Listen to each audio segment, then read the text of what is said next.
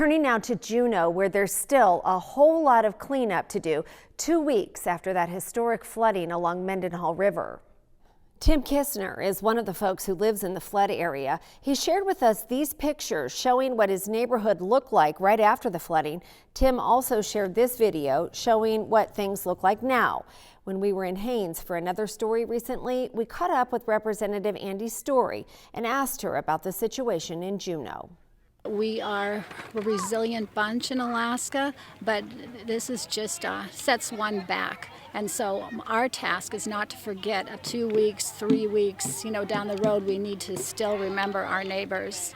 We've told you about the volunteer center that's been open at Melvin Park. As of Tuesday, it's now operating as a self-help station where flood victims can come to access essential items and information here in Juneau.